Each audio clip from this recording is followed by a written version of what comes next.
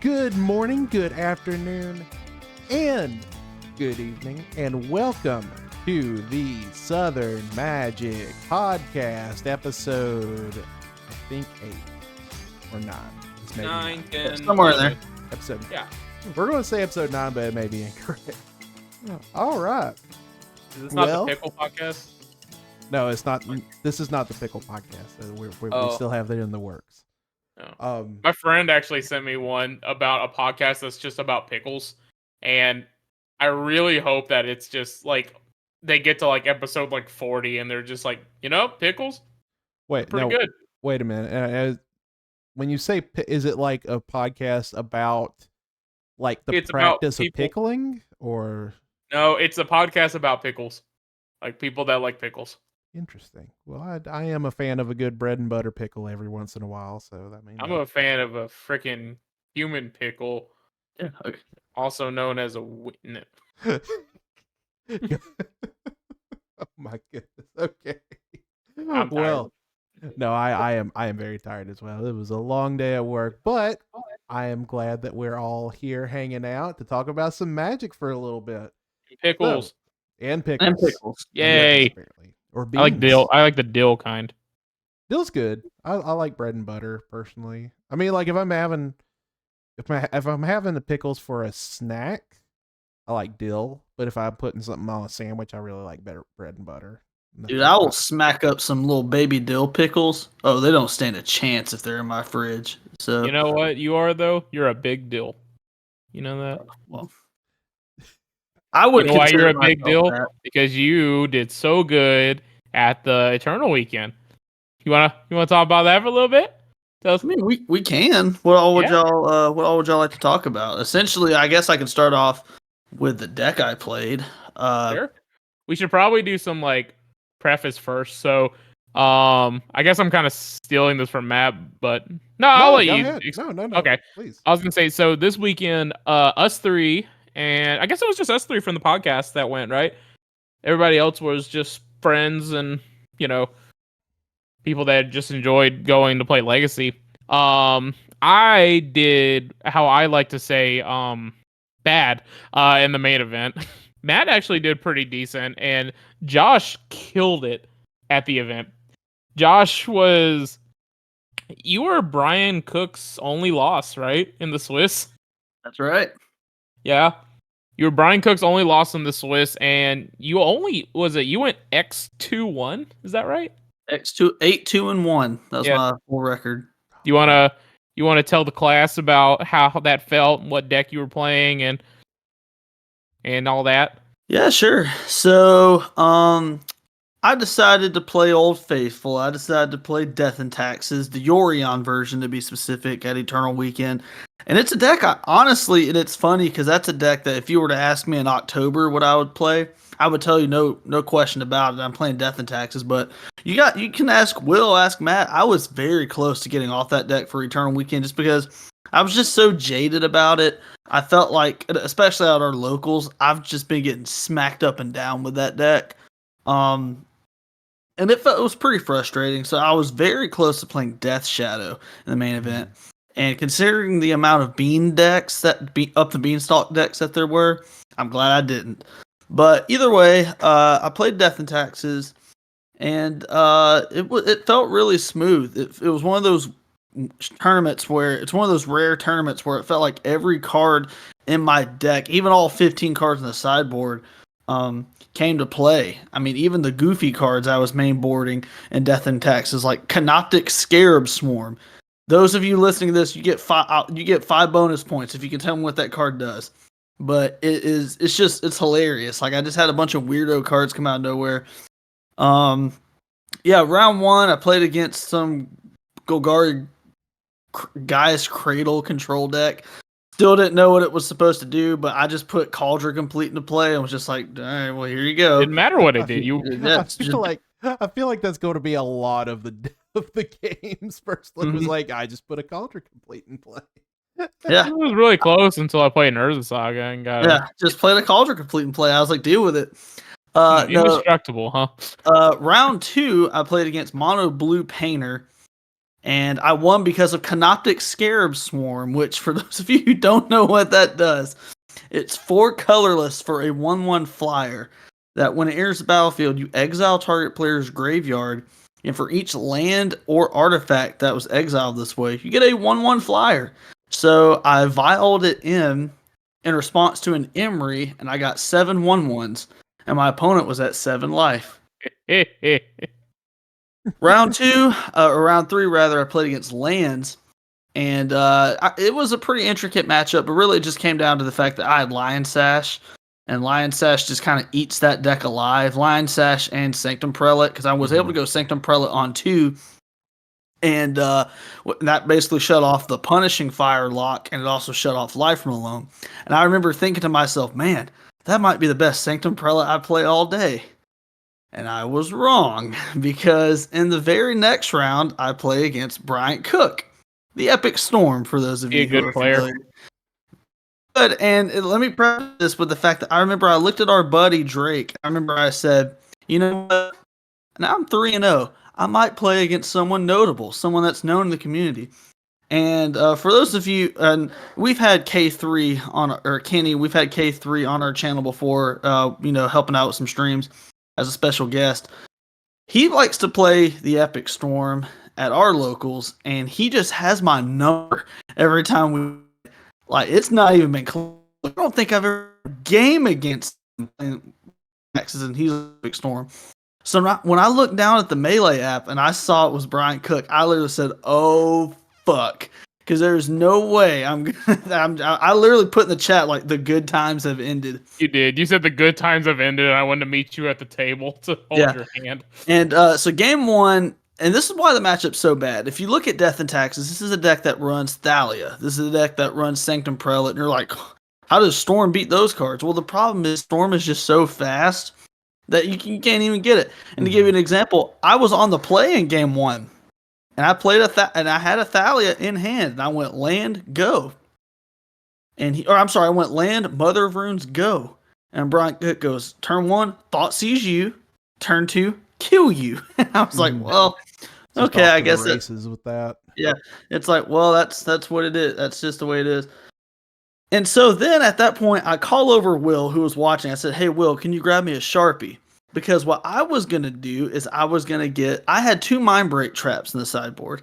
I was going to have him sign my Mind Break traps, presumably because I was going to lose. I'm like, wouldn't that be kind of funny? It's like ironic that I got the Epic Storm to sign my Mind Break traps.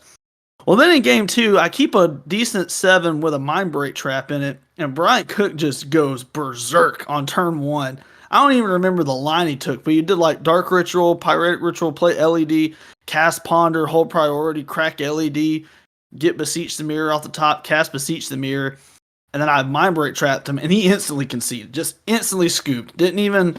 He just made a face. I remember he made a face and went, "Yep," and just picked it all up. He goes, He said, "That's not very nice of you." All right, let's go to game 3. And so that's not very nice of you. As he stormed on your face, game 1. Yeah, in game 3, and I'm only saying this because he posted this on Twitter with his little play-by-play updates. He had a turn 1, but it didn't play around Mind Break trap, so he mulliganed into a 6 that had a turn 2 that could play around Mind Break trap.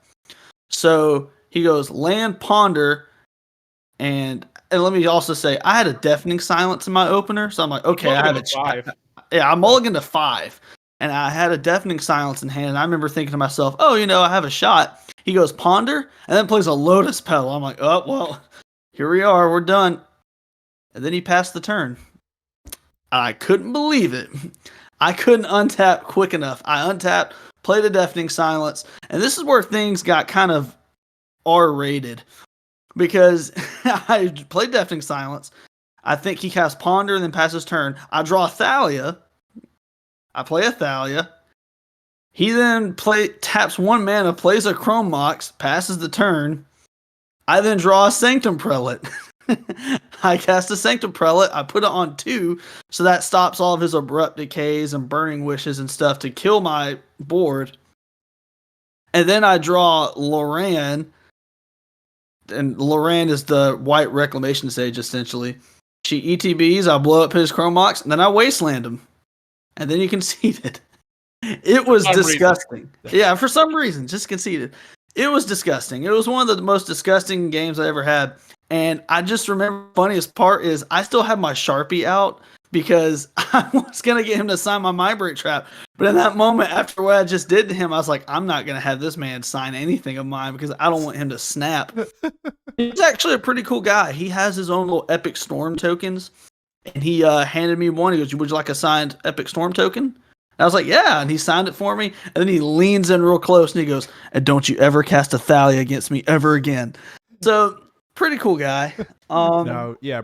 Brian's great. Like he has a YouTube channel. I think his YouTube channel is called The Epic Storm or Tess or something. And it is a great channel to check out if you're thinking about getting into the Storm lifestyle or whatever. I mean, that's just a masterclass in the deck every time you get to watch him. So absolutely. And then on like the second half of the tournament, I mean, it was kind of cut and dry. I lost in round 5. I played against Name Sticker Goblins with Muxus, and that deck, I don't know how Death and Taxes wins that matchup. It feels impossible.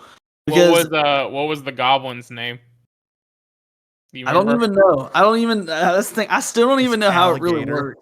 Yeah, I think it was Alligator, and it just didn't matter. Got beat by Alligator Goblin. Yeah, well, thing is, so I didn't know what Bronzeside Bombardiers did. Oh, it does. It's pretty good. Oh, I know what it does after this weekend. Delver. That's what the thing is, so my opponent in round 5 cast Muxus, gets 2 Bronzeside Bombardiers in play, moves to combat, and I said, oh, well, I guess I'll hard cast Solitude targeting your Muxus. He goes, in response, I'll fling Muxus, deal 8 damage to you. I'll fling a goblin, what's the 4-mana goblin that you look at your top 4 cards, put all goblins in your hand? Ringleader. Wait, when did he do this? I'll cast Goblin Ringleader, fling it at you. When did he do this? He did it before combat. I thought you could only do it after you attack. Yeah, maybe an after attack.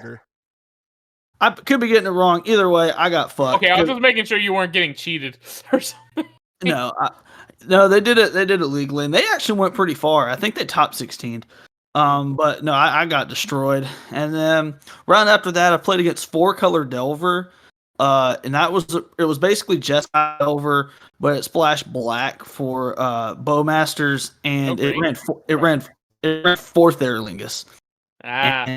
And it was insane. And I remember game 1, I put a Cauldron in play and just swung out, and I killed him so fast that the only spell he cast was 4th Aerlingus. So I thought he was on Jeskai control. So I boarded in like 3 surgical extractions and was like, yeah, I guess that's good. And I just got shit on game 2 because he's playing Delver and surgical does nothing against that deck. And then in game 3, it was actually a really tightly contested game, but it resulted in me. I had a Cauldron Complete in play. I equipped a Batter Skull to the Cauldron Complete, and I had a 9/9 just key text everything with Vigilance and Lifelink. And I was swinging for 9. He cast 4th Aerlingus for 3. Okay. Swing out. And then he draws, cast a 4th Aerlingus for 4, and I still won. So I won against back-to-back 4th Aerlingus, which doesn't feel like I should be able to, but I mean, under the circumstances of that, it was very doable. Round after that was probably, we always talk about Sad Christmas on this channel. I played against this Bug Beanstalk control deck. That might have been the saddest Christmas I ever had.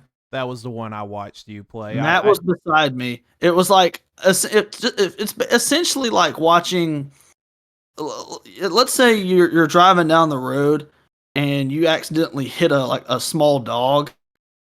And then instead of going out and checking on it, you just back over it again. That's essentially what happened to me for like 50 minutes. It was bad. Every spell I cast, he either killed it, countered it, or just flat out didn't care. Mm-hmm. I remember you. I think it was like it was like a pivotal turn where they had 0 cards in hand, and they drew a Murderous Cut, drew a card off of Beans, drew a Leyline Binding, drew a card off Beans, and then played a Lorien Revealed. I think if I remember correctly, it was draw beans, play beans, draw murderous cut, cast murderous cut, draw off beans, and then just spiral after Yeah, because that the I point. thing is, remember you said it was. although I got destroyed, I think I was still making a game of it. Like I was still I was fighting the good fight, and it had a point where I had more cards in hand and more cards in play. But man, up the beanstalk, and that's a topic for another time. But man, that card is messed up. And Glad Band and Modern don't have to deal with it anymore. There. yeah, and game one, once he finally got parity on the board, he literally cast Lorien Revealed, drawing 4, pass turn. I go like land Mother of Runes. He's like, I don't care. And then he goes, Lorien Revealed, draws 4, moves to discard. And I was like, there's no way I'm winning this game. I just remember you saying that basically after this guy freaking shot your dog, Brian Koval just comes up to you and just goes, "You did good." Yeah, Brian Cook, or not Brian Cook, buddy. Brian Koval, Bosch and Roll, literally came behind me, presumably because I looked depressed after just getting my soul eaten.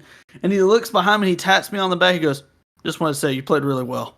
I was like, "Oh, thanks, man. I was this close to jumping off the ledge, but you taught me off of it." There were so many bridges you could have jumped off too. There's like 4 in our eyesight there. There's variety.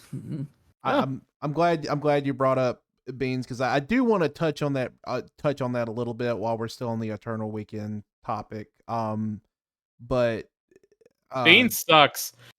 Well, before we start having our therapy session about beans and for the viewers, I do want to ask Josh, since you played a hell of a lot of Magic with Death and Taxes, anybody that may be listening to this that's thinking about picking it up or has it and wants to know like kind of where to go with it, because I mean Death and Taxes is similar to I would say Delver, or any kind of big archetype in Legacy, where there's a lot of different ways you can build it, and there's like flex slots and stuff you can do.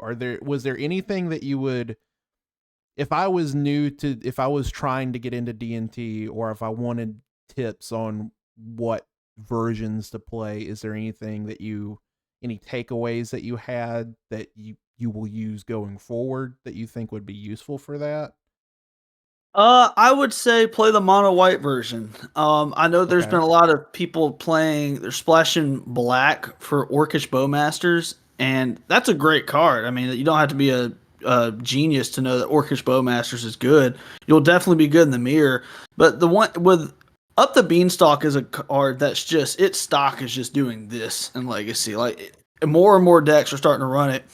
And I've kind of made the conclusion, because I did consider, not heavily, but it did run across my mind, like maybe I should run the black-white version of Taxes and splash Orcish Bowmasters and Thoughtseize.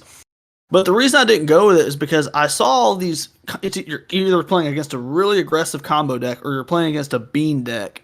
Mm-hmm. And the problem with the bean decks is Bowmaster, yes, you would get a lot of Bowmaster triggers, like you would ping them, and you would probably get a big orc army. But I just kind of came to the conclusion that I would rather run Spirit of the Labyrinth and just have them draw nothing at all. Like, I would just rather, just nip it in the bud than just kind of play this game where it's like, yeah, trigger, trigger, trigger, because eventually they're going to draw the removal spell, kill your Bowmasters, and then you just cue the Mario Star music. They're just going to start drawing all their cards. So I would say stick to the mono white version. It's also the cheaper version if you're just wanting to get into the deck. And then I would just say, just have fun with it. I think the cool thing about Death and Taxes, especially the Yorion version, is you have a lot of weirdo cards, and like Canoptic Scarab Swarm. Okay, if you don't run that in your deck, by no means are you going to just play horrible. As long as you have the core cards, as long as you have 4 Thalia, 4 Mother Runes, 4 Stoneforge Mystic, 4 Recruiter of the Guard, 4 Solitude, you're okay, and 4 Vial, you'll be okay. You'll be okay. Yeah, nothing. You'll make a game of it. But I would say play mono white. I think it's a little bit better right now. And whatever you do, just have Up the Beanstalk in mind. Whatever strategy you're doing, just try to beat those decks, because that's those legacy decks are the ones that are gonna really take off. Because at the same time, with Up the Beanstalk, and we can use this to kind of segue later on, but with Up the Beanstalk, it reminds me in a way, and I'm going somewhere with this, so please don't give me a weird look for those listening.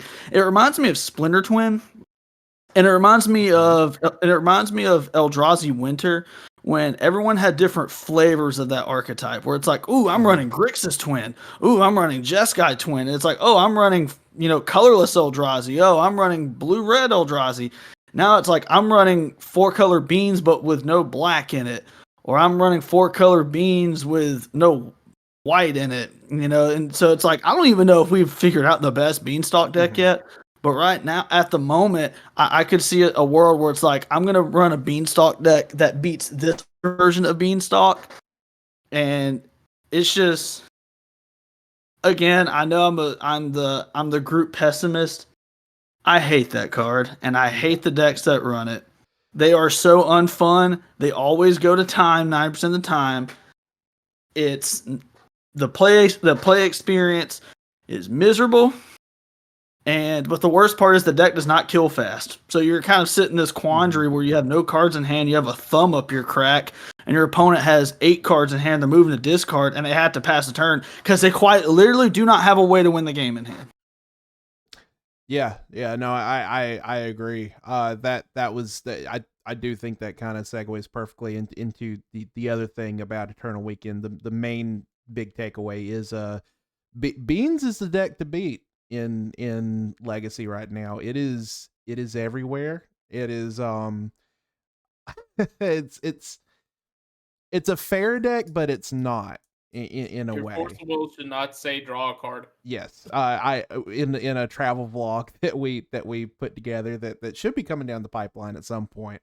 I kind of gave a little bit more of a candid, unfiltered reaction to it, but yes, I had multiple times over the weekend where my opponent had beans or 2 beans in play in one point, and I cast a Murktide, and they force a willed me and drew 2 cards, and that should not happen in Legacy. Matt came up to us after the game and goes, "Guys, I have a hot take. I don't think you should be able to cast Force of Will and draw 2 cards, but that's just me." Yeah, hot takes. It is so those decks are incredibly hard to play against, especially just the 4-color, because the beans itself just gives the deck just so much staying power. It's such an innocuous little enchantment, but with the amount of stuff they're able to do with it, it's just so stupid. I don't think you were around when I was playing this, but I did try out beans for one of the side events, and one of them was the mirror. And crazy thing, dude had I had 0 beans on the field, and he had 4 beans on the field. So guess who won that game? It was him. Okay. But funny enough, the thing that actually was kind of the mirror breaker in the deck, or not the mirror breaker, or like the thing that got me the edge was Orcish Bowmaster.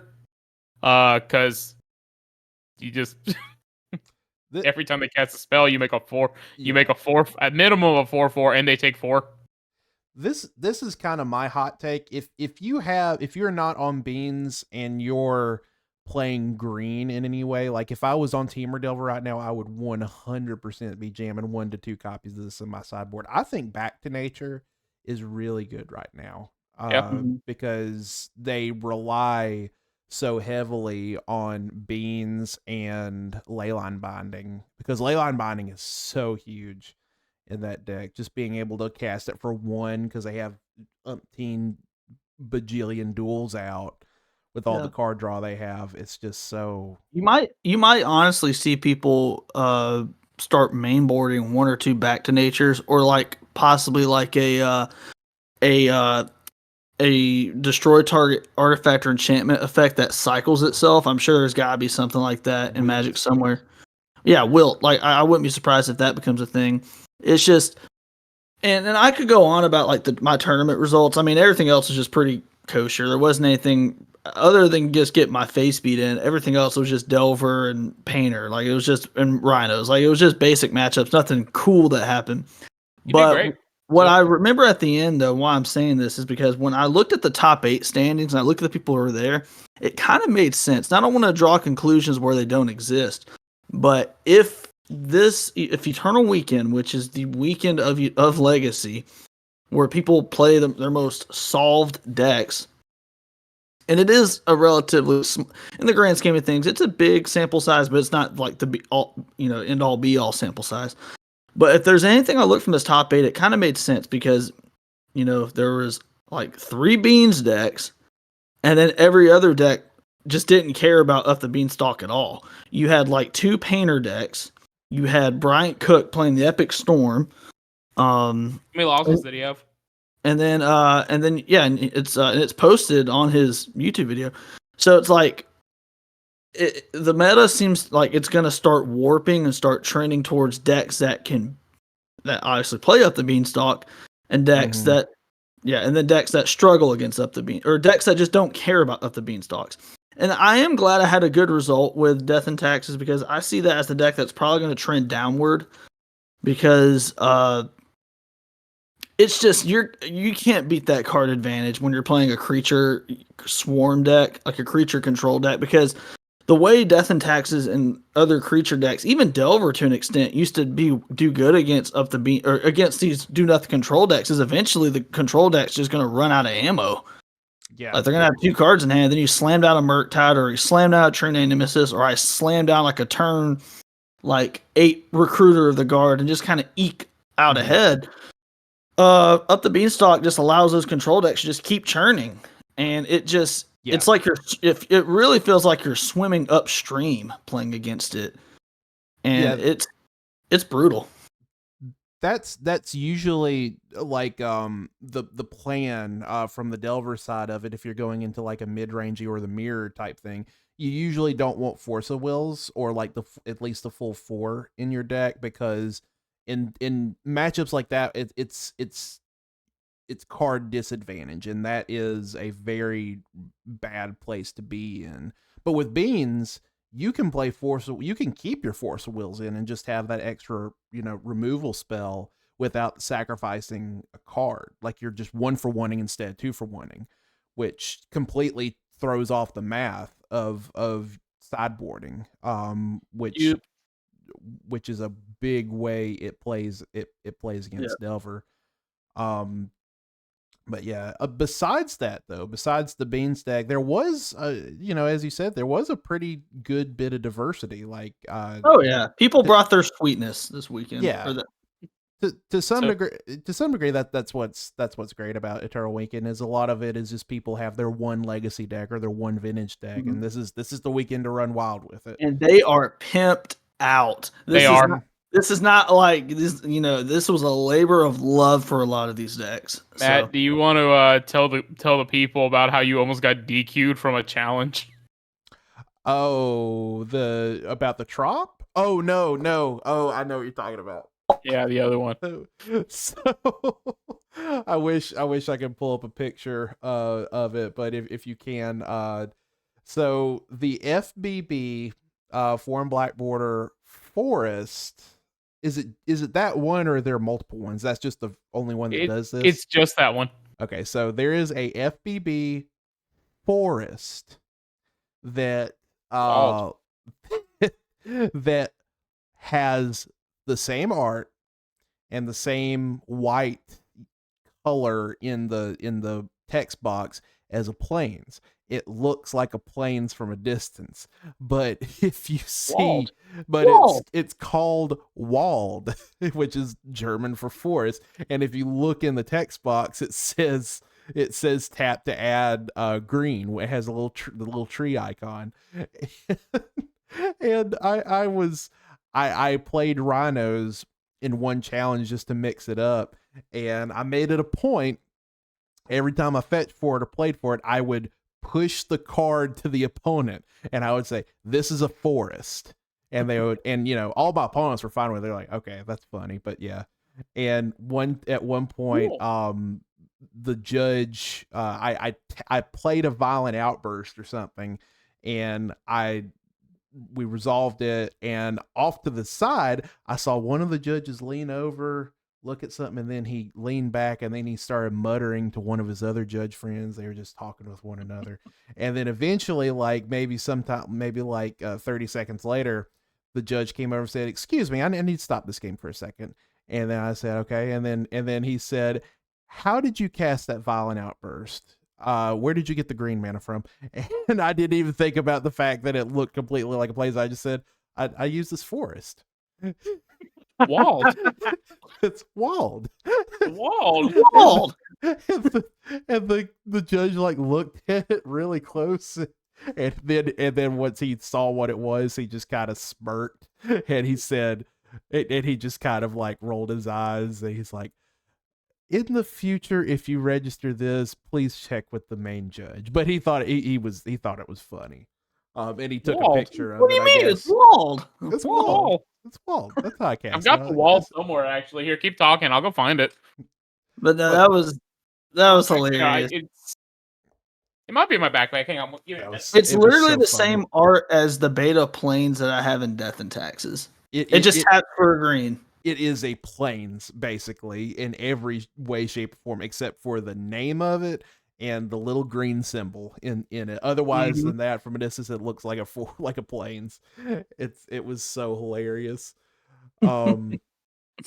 Oh, what else happened over the weekend that was really funny?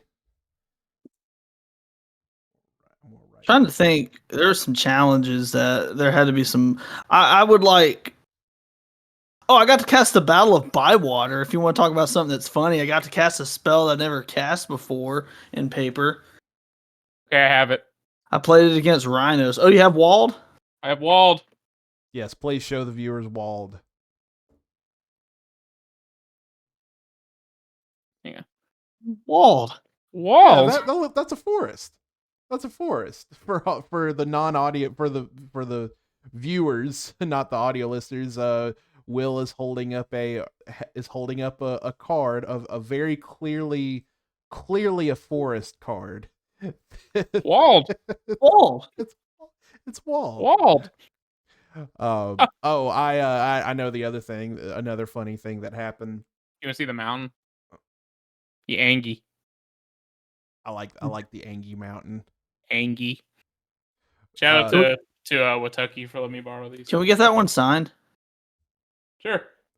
The other thing that happened was I heard the funniest description of Lands players that I have ever heard.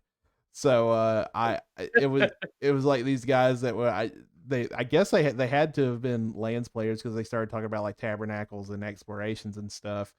But he said, I found one of my fellow dirt wizards. That is the best. That is the best term for Lands players that I have ever heard was dirt wizards. Filthy dirt wizard. One term that I heard, and I've never heard it before, but Brian Koval Boston Roll was given his little round by round update in the tournament, and he said in the penultimate round, like the winning in for top 8, he played against Lands, and he said that he got shit murdered. I've never heard that before.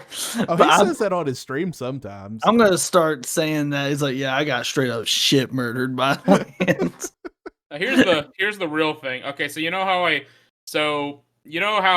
so this in our group, usually after the end of the day, I usually ask people what their popsicle is, which is their high point of their day, and what their poopsicle is, and that's their low point. Well, we discovered something even better, which is your highest point and your lowest low point. Highest high and lowest low for the weekend. So your highest high is going to be your bomb pop, all right? And your lowest low is going to be your fudge bar. So Josh, what was your bomb pop of the weekend? And what was your fudge bar of the weekend? If we're talking about moments, playing against Brian Cook in round 4 was pretty fun. Yep. That was probably because also you guys got to see that. Yeah, that was pretty cool that you guys were beside me there. And then my was it fudge sickle? Was that the fudge bar? Fudge bar. Fudge Bar was probably just getting my just shit smacked by that bug beans deck. It was That was rough. it was so bad that I already knew I was dead. I looked over at Matt, and Matt just gave me this look like, I'm sorry, buddy. It was also so bad that after the round ended, I walked away, and our buddy Drake, who just happened to walk by as I'm just getting my face beat in, he literally just doesn't say anything, and he literally just walks up to me and goes, just gives me a hug. So that was probably the lowest point. Turned out it didn't. I still had an okay weekend, but that was definitely like, man, I just got my shit stomped. What about you, Will? So, my bomb pop, I guess, it's gonna sound awful, but it's just kind of my humor. So my bomb pop was actually listening to a story that the person you mentioned, Drake, told. So, to preface this, Drake kind of has like longer hair, kind of like down to his shoulder, and like a beard and whatnot. So in round 2 of the championship, he's playing breakfast, and his opponent is on initiative, and his opponent has a Magus of the Moon on the field, and Drake has nothing. He's just got a bunch of dual lands that are mountains and just a bunch of just nothing. So the opponents next to him look over. I guess they're like shuffling up or something. And one of them says, "It's not looking good for our hero." And then the other one said, "Which one's the hero?" And Drake chimes in and says, "Hopefully me." And his opponent says, "No one's been a hero with that haircut since the medieval times." It just Such he just goes, "Damn, man." It's kind of like, So I fully expect him the next time we see him to have just a shaved head and a shaved beard. Yeah, Because he looks like Jesus. Didn't you say like? Didn't he say like that Magus of the Moon went for like all 10 swings? Yeah, Like you can do anything about it. two. I hate to say that's my bomb pop, but the bomb. God, that was so funny. Oh God, okay, fudge bar time though. My fudge bar was going 0-2 in the challenge week or in the event because like I practiced enough with that event, and round 1 was fine because I played against Beans and I lost the die roll and they were all pretty close. And then round 2, I played against 8 Key, who went look at a hand, mulligan this. Next hand, serum powder, serum powder, serum powder. Y'all keep this one. And I look at his 18 cards in the exile, and I go, neat. And they were on the play, and they went, turn 1 defense grid. I go, force that? And he goes, okay. And I go, like, Seed of Cyanide, Bobble, Emery, pass. And he goes, okay, cool. City of Trader's Karn. And I go, yup. Yup. And then he combos off. And I shuffle up, and then we go to the next game. And he keeps the 7. And I play land, do a couple things, go. And he goes, turn 1 defense grid. And I go, yup. I had a Force Will, but no blue card on that one. Mm-hmm. And then I drew, and and then I got the blue card. And I go, yep. That's the worst feeling, is when you and draw then he the goes, blue card. okay, City of Trader's Karn. And I go, I was so mad that I dropped and learned how to play pre-modern afterwards. I was like, I do not want to look at a legacy deck right now. And then I got played against Reanimator in pre-modern. So I was like, well, at least it's not Gristlebrand. At least you're reanimating freaking Crawworm or whatever the frick that card is. So yeah. I'm trying to think of my bomb pop. I will say, like, everything was good. Like, I loved Eternal Weekend. We met a lot of really cool people. We actually met a lot of people from the stream. You know, it was good seeing all of y'all. We met a lot of new people as well. Mm-hmm. It was just great to know everyone, and it's good to, you know, a lot of people said that they're going to be at Denver for the RC, so it'll be good to see them. And then, you know, if we go to Eternal Weekend again, it's people that I will remember. So yeah, the vibes at Eternal Weekend were great. Yeah, we met a lot of really great people, and some current viewers, some hopefully new viewers. I know one for sure who's now a subscriber, and if you're watching this, hello to you. Thank you so much. Not going to say your name, but you know who you are. We had pizza together. Yeah, no, it's someone different actually. I don't know if you met them or not. I know who you're We'll talking talk about, but they're also joined now. But yeah, no, thank you for everyone who decided to hang out with us and subscribe and join our Discord and all that good stuff. But yeah, no, it was a really positive environment. I didn't play against hardly any like really like uh rude people except for one. I'm not going go into details or anything, but I don't want to stereotype, but legacy players are the nicest players. Like legacy players are just happy We're to be just happy playing to get legacy. games in. yep. Yeah. Like I would say like 95% of legacy players are just a treat to play with. Like I had so many nice opponents, so many all that. And if they weren't nice, they weren't just just jerks. They were just kind of quiet. So, but I will say like when I ran into some of the opponents that were like kind of like surly, I was on like round 25 of legacy that day. Or not that day, the weekend. Yeah. So, No, I was surprised. Go ahead, Matt. Sorry. No, I was just agreeing. Yeah, the a lot of the people that you find at Eternal Weekend are and even at like legacy side events, at non main legacy events, like if you go to like a modern GP or whatever, the legacy side events, it's all smiles. Like people are the just most happy to be playing legacy. the most tilted I saw somebody or I heard about was your opponent on the RCQ.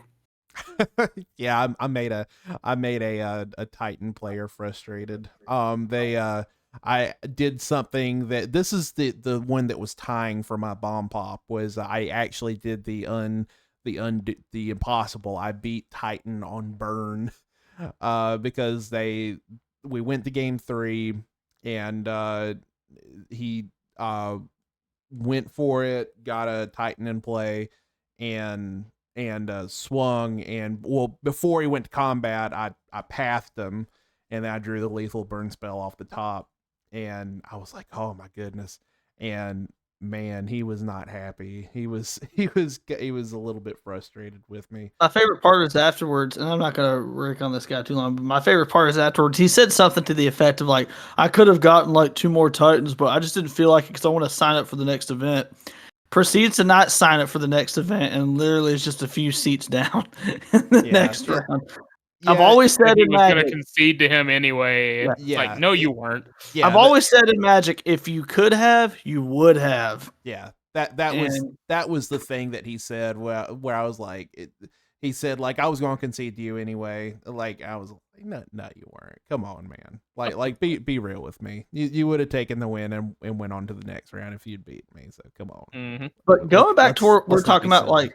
we're talking about like nice players and like how upbeat everyone was. Like that was even late into the rounds of the Legacy Championship at Eternal Weekend. Like we're in round 7, 8. Like we're fighting for day 2. We're fighting to actually cash, and everyone's actually pretty chill. Like I remember round 1 of day 2, me and my opponent were just having a full blown conversation during a live game. So that's the most refreshing part about Eternal Weekend to me, is just the people were awesome. And we got to see high level Magic. We got to see high level names. We got to see famous people. Reed Duke was freaking there. And it was just a great time.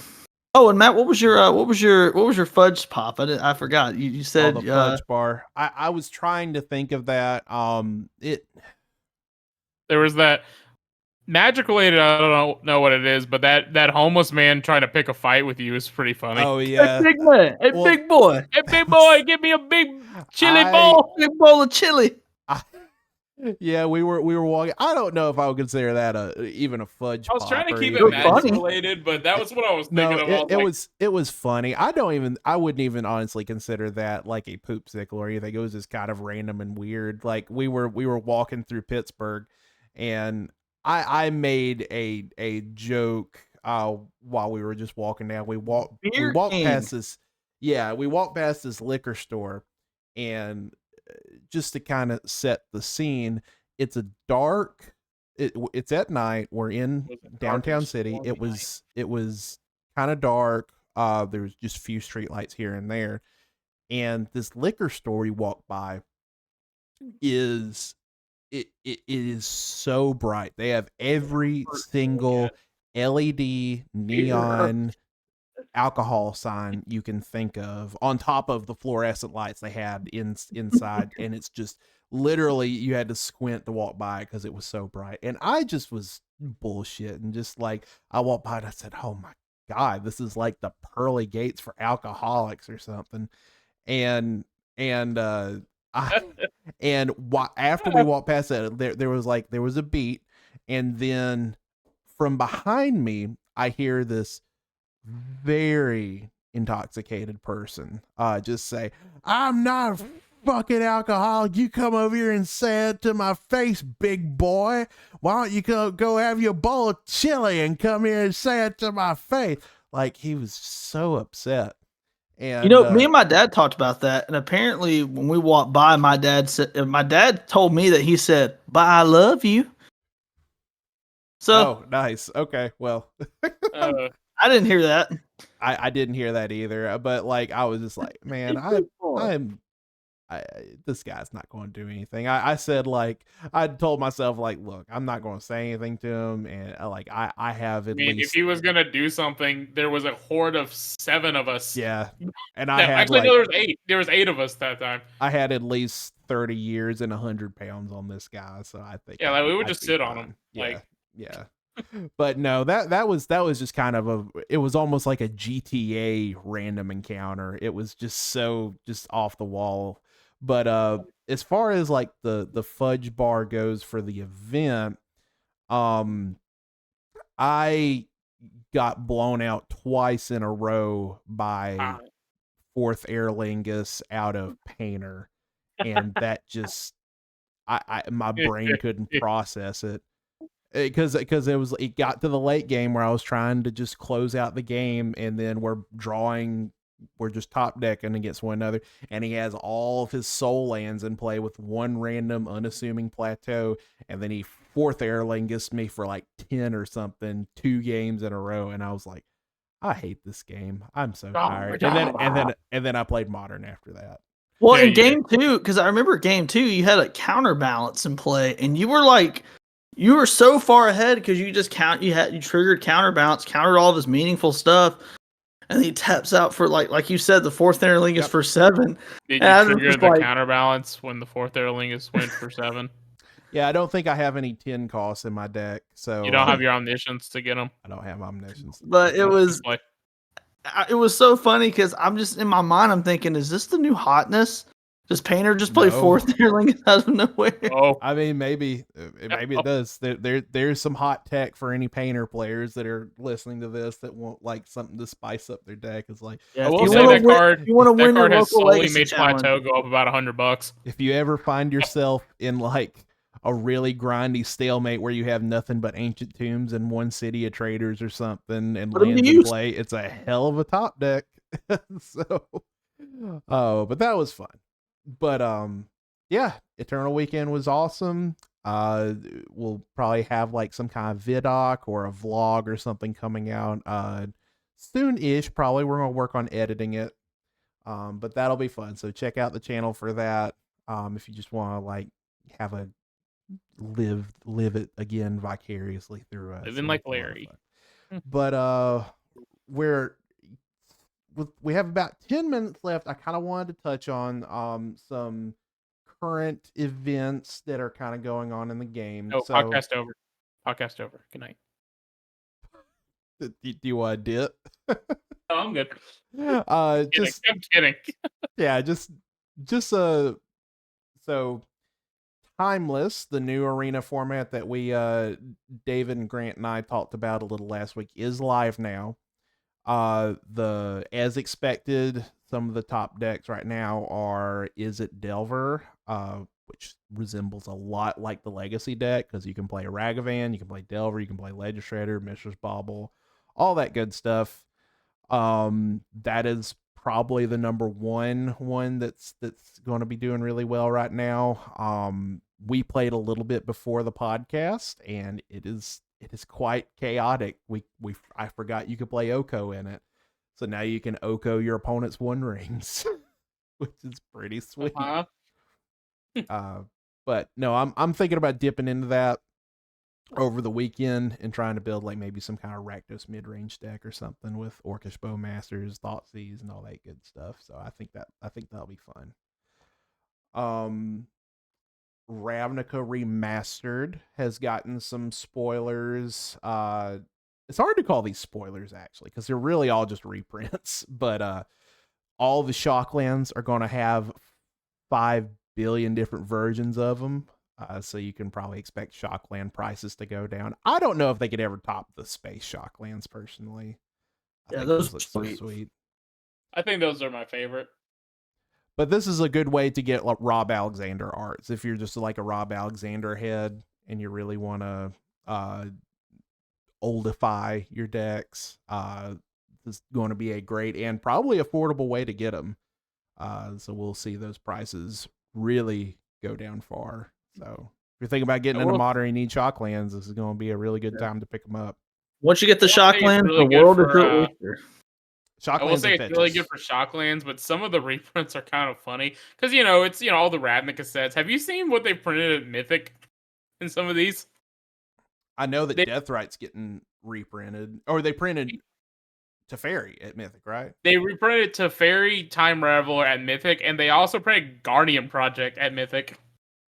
Oh, Karn's getting reprinted too. Great creator. Oh, cool! Just in time for you Pioneer fans out there. Is it a Mythic? Oh, Dark Confidant's getting reprinted at Mythic. Yeah, they literally I didn't know that. They reprinted Dark Confidant, and it literally looks like what's his face from Parks and Rec. It literally looks like It's not the Skrillex art from. No, it's not Skrillex. Give me a second. Oh, good. They're reprinting Pithing Needle with Old Border. Finally, I can put it in 8 cast. Let's go. Okay, that's what I'm happiest about right now. And I'm trying to Old Border 8 cast. So they're reprinting Dark Amoeba too. Oh, good. Yeah, no, it's a lot of bangers that they're coming out with. They're also going to throw us some waifus. They're waifuifying some of the cards, like Aurelia. That one looks really sweet.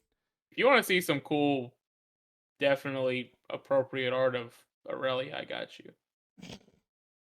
So another reason to join the Discord if you want to see some Ellison Ludes of Vraska. Courtesy of Will, you found some lewd Aurelias and Vraskas. Use the code, please.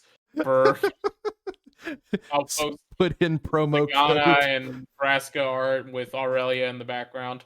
Just use promo code at checkout for lewd Vraska. And before you ask, yes, it's AI art. Oh man. And last thing on the docket that I think is worth touching on is especially since we have this new format. Karn is a Mythic too? Oh, that's so bad. Sorry, I'm just looking. No, that's Mythic. This set sucks. I'm just kidding. So they actually I'm looking up the post about it. They made a rules change. I'm trying to interpret this. Have you had a chance to read through this thing about Amalia yet? A little bit. I kind of skimmed it, but basically they said that if you go infinite with the combo, you have to mill yourself out. That's so strange to me. I don't remember a judge ruling like this in a while, where they literally just alter how the ability works. Like it's so strange. Because it used to be, and please correct me if I'm wrong, because it's been forever since I played against Explorer since Standard, like 4 years ago. But in Explorer, you look at the top card of your deck. If it's a land, you put it in your hand. If it's a non-land card, you can either put it in your graveyard or you can choose to keep it on top. Yeah. Okay, so essentially what this combo does before this rules change, you were able to look at the top card of the library and say, I don't care, it's a non-land. and just keep it there and make an infinitely large guy.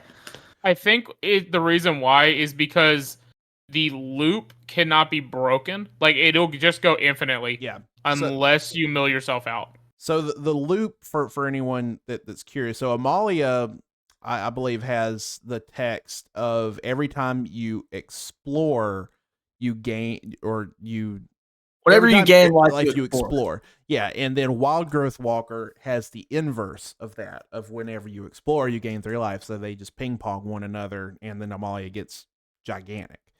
You want to see a video of them ping ponging together, also Simulink, but okay. I just assumed and the reason I guess I'm confused, and this does 100% show my ignorance of the combo because I just haven't seen it from an outsider's perspective. I would think that's okay because once you make them as large as you want, eventually you can just be like, okay, I've had enough. I'll mill the card.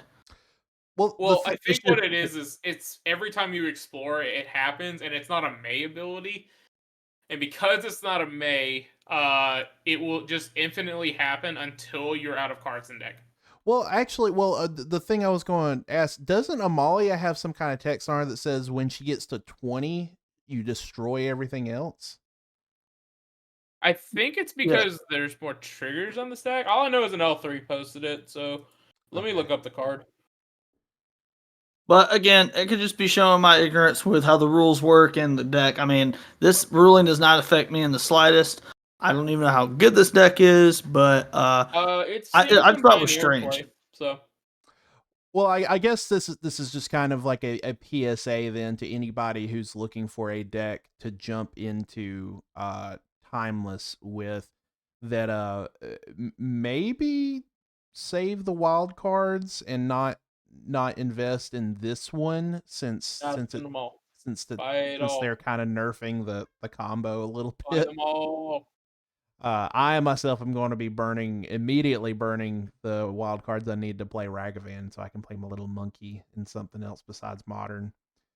I will say this though, and I wanted to bring this up because we're talking about that card, talking about a different format. Why I should hold your wild cards. As for Pioneer and Modern, what decks are you guys thinking of picking up for those respective formats? Pioneer and Modern? Yeah. Oh, I'm going 100% back to Murktide in Modern because it had a huge at the RCQ I played in. There was Murktide everywhere because it had basically become unbanned from the banning of Fury. But on that same note, this weekend alongside Eternal Weekend in Europe, there was Rakdos Scam won some large tournament over there. It was literally just Rakdos Scam, but it's freed up 4 1-of slots. So yep. I mean, if we have any listeners that have the shambles of Rakdos Scam still, I mean, it's obviously still a good deck because it's able to take down a large paper event. I'm thinking of building Yawgmoth myself. It's a deck I have not touched. I may have only seen it played maybe less than 5 times. I mean, I've seen it multiple times. I've just never actually fully watched it. Yawgmoth is really good. Just felt like a weird soup deck. So I figured that's a deck I might put together. No, Yawgmoth is really good. It's really good right now, especially. But I am for sure going back to Murktide for Modern Season whenever that starts back up. Tishana's Tidebinder is great. It's a great 1-of in the deck. It is. For Pioneer, I have Rakdos Sacrifice put together, but I actually was able to finish putting together, or almost finished putting together, foiled out Azorius Lotus Field. So if those will probably be the decks that I bounce back and forth between, just because I love that deck. It's so much fun being able to untap 6 lands basically with Teferi, and I got my full Teferis, which I've always wanted. So the vendors were really good to me this weekend. What about Sir y'all? Willard? What about you? I want to play this card. I'll play this card. You can now. You can play Humans. Humans is back on the menu. The So I ran a league. ran a league last night, and I actually ran into 2 humans decks. One of the guys, it just happened that they were actually a mutual friend of mine, or a mutual friend. What's it? I had a friend that they were their mutuals, and we got connected, and they actually sent me their list that they were running. I'm experimenting a little bit more with Imperial Recruiter. I just think that card's busted. It's just I just wanted to turn it more into like a toolboxy type deck. But we'll see how it goes. That was the one I'm gonna experiment with, and of course, like I'm Rhino's guy, so I'm gonna be playing a little bit of that. I've already ran a league where I ran Tashana's Tidebinder. That card's great. That being said, I did lose to humans once just because I didn't have any wipes anymore. Because turns out Fury was really good at wiping, and now I've got to find other cards like either Anger the Gods or maybe Brotherhood's End. So I'm experimenting around with that for a little bit, but I still think the deck's still solid. I mean, you still do the Rhinos thing. It's just it's a little bit. If humans are showing up, it's going to be a little bit harder. The game that they won, they went turn 2 Thalia into Coppercoat Vanguard and also Meddling Mage, naming Crashing Footfalls, all the fun stuff. Oh, humans is also playable on Timeless now too, because you have Cavern. It is all the humans. You have Manus Rider. You're just lacking Aether Vial, unless that's going to come later on. Aether Vial and Noble Hierarch, I believe. All right. Well, I think we are just right at an hour exactly. So I think that will do it for this week, unless there's anything else that I have forgotten to say or anybody else wants to say before we call it. What's your favorite type of pickle? Oh, wait, we did that. Never mind. Bread and butter. God, were you not paying attention? Oh. You get F-. Dill pickle if I'm just having a pickle by itself. Bread and butter if I'm putting it on a sandwich. Full stop. That's it. But okay. All right. Well, Josh, why don't you sign us out? Because I've been having to do it this past couple of weeks. I don't think I have the gusto that you do with it. We got you, buddy. Well, as always, the best part about Magic is the gathering. So take care of yourself. Take care of each other. We'll see you next time. Bye, guys. Bye-bye.